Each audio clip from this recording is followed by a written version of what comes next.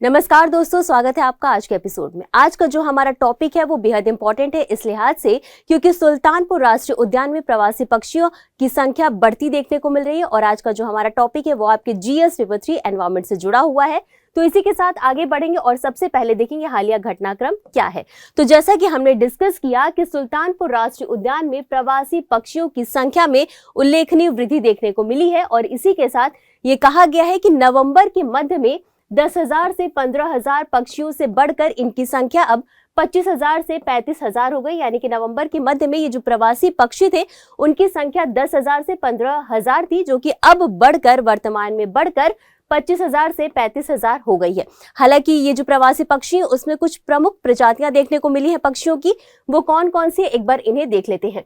तो ग्रीलाग हंस, उत्तरी pintail, shoveler, common teal, bar headed हंस, कॉमन कूट और ब्लैक टेल्ड गॉटविट, ये जो प्रजातियां हैं ये देखने को मिली हैं। ये दुर्लभ प्रजातियां हैं और ये इनका आगमन यहाँ पर हुआ है। और इसी के साथ आपको बता दें कि इस एरिया में साइबेरिया, यूरोप, मध्य एशिया और अन्य उत्तरी क्षेत्रों से पक्षियों का आगमन होता है। और इसी के साथ अब हम आगे बढ़ेंगे और समझेंगे सुल्तानपुर राष्ट्रीय उद्यान के बारे में। तो सबसे पहले हम डिस्कस करेंगे ये कहाँ स्थित है। तो स्थान हम देख ले तो ये हरियाणा गुड़गांव जिले में स्थित है और क्षेत्रफल की बात करें तो ये कुल 1.42 वर्ग किलोमीटर क्षेत्र में फैला हुआ है और 1.21 वर्ग किलोमीटर में झील का क्षेत्र है। यानी कि 1.21 वर्ग किलोमीटर में झील पाए जाते हैं। और इसी के साथ ये जो एरिया है यहाँ पर मीठे पानी की आर्द्र भूमि है। आपको बता दें कि 1960 में पक्षी विज्ञानी पीटर माइकल जैक्सन और डॉक्टर सलीम अली ने ये जो राष्ट्रीय उद्यान है इसे राष्ट्रीय स्तर पर मान्यता दी थी और 2021 में इसे रामसर स्थल घोषित किया गया था। और इसी के साथ बर्ड लाइफ इंटरनेशनल के द्वारा महत्वपूर्ण पक्षी क्षेत्र यानी आईबीए के क्षेत्र के रूप में भी इसे चिन्हित किया गया है।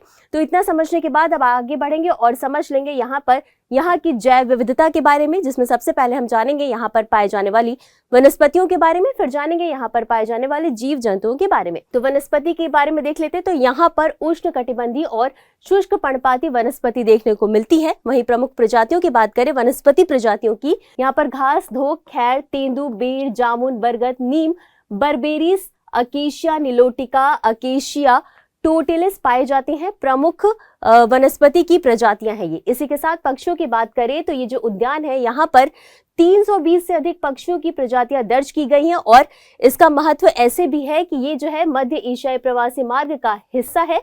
यहाँ पर रूस, तुर्की, अफगानिस्तान और यूरोप से हजारों प्रवासी पक्षियों का शीतकालीन प्रवास स्थल ये है। यानी कि शीतकाल में यहाँ पर प्रवासी पक्षियों का आगमन देखने को मिलता है।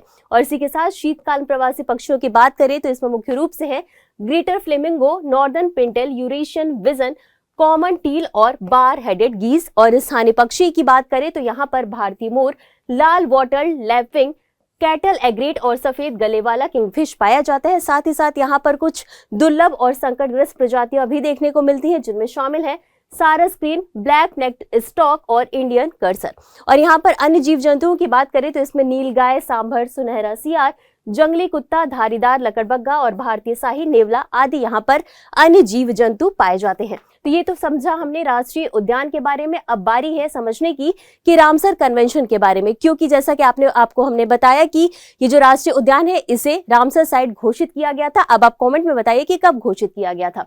तो अब रामसर कन्वेंशन की बात तो आर्द्र भूमियों के संरक्षण और उनके सतत उपयोग के लिए समर्पित एक ऐतिहासिक अंतर्राष्ट्रीय संधि है। आर्द्र भूमि की बात करें तो ये एक ऐसा स्थल होता है जहां की भूमि हमेशा गीली नहीं होती लेकिन नम बनी रहती है, तो वो होता है आर्द्र भूमि स्थल। अब स्थापना की बात करें तो 1971 में ईरान के रामसर शहर में हस्ताक्षरित किया गया था और साथ ही साथ ये 21 दिसंबर 1975 को लागू किया गया था। अब लक्ष्य की बात कर लेते हैं। तो ये जो कन्वेंशन है इसका लक्ष्य क्या है, तो सतत विकास के लिए स्थानीय, राष्ट्रीय और अंतर्राष्ट्रीय सहयोग के माध्यम से आर्द्र भूमि के विवेकपूर्ण उपयोग को संरक्षित और इसको बढ़ावा देना।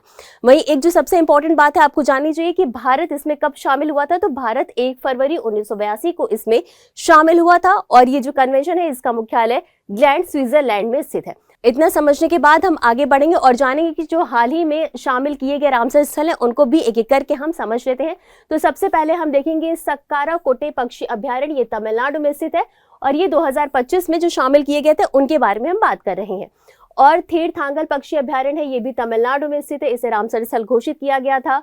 खेची ओपालरी आर्द्रभूमि सिक्किम में स्थित है, उधवा झील जो है वो झारखंड में स्थित है, खिचन फलोदी जो है वो राजस्थान में स्थित है, मेनार उदयपुर भी राजस्थान में स्थित है, गोकुल जलाशय बिहार में स्थित है, उदयपुर झील जो है वो भी बिहार में स्थित है और गोगाबिल झील जो है ये भी बिहार में स्थित है। तो ये हाल ही में इन्हें रामसर स्थल घोषित किया गया है। तो ये था आज का हमारा पूरा डिस्कशन का टॉपिक। अब बारी है इससे जुड़े अभ्यास प्रश्न की, तो प्रश्न भी देख लेते हैं। प्रश्न है, निम्नलिखित में से कौन सा कथन रामसर कन्वेंशन का सबसे अच्छा वर्णन करता है? आपके पास 4 ऑप्शंस है।